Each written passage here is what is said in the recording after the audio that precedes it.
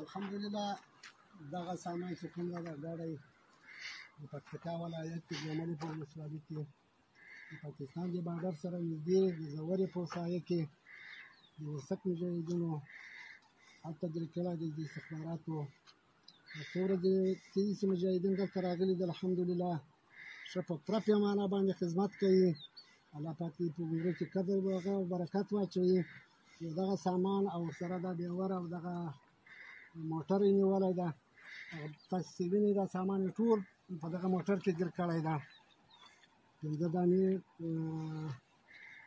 کارملیان دي 2 دانې کلاشینکوفونه دي او څه دی لاندې د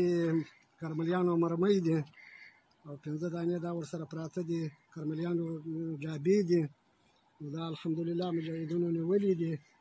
تقریبا بیګا مازدیګر په 5 بجې شاوخوا کې زورې په سایه کې ونیوله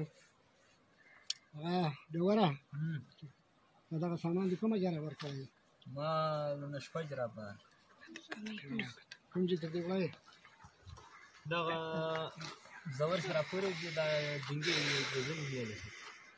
ځینې نیولې چیرې ده دغه بره بندکو کې دا باندې کې څه بولې دغه بندکو نوم خو ما نه ته زده په دغه له ورسک سره وربره خواته د هلته اچول اوس د لوی سړک کې مې واچوی زه بېرته ځینې تلم دا کوم چې ته وړی دا سامان ته راته ووایي چې زه په کچاکي اړوم پاکستان ته ته یوړم و او راوړی یې د کومه جاجي و دغه معلومات مې نه دی ځینې کړی له پاسه راوړی و چې د ولایته به راوړی د ورګونه به راوړی د کومه جا به راوړی تا ته په څه شي باندې راوړ دا سامان ما ته چې راکاو د سانو چې کړی وای ما موټر ته ودراوی ته وباچم بسم الله الرحمن الرحیم در یک قضیه قتل وارثنام که از مسئولی اصلی ولایت پروان بوده و توسط سربراهاش به قتل رسیده بود شما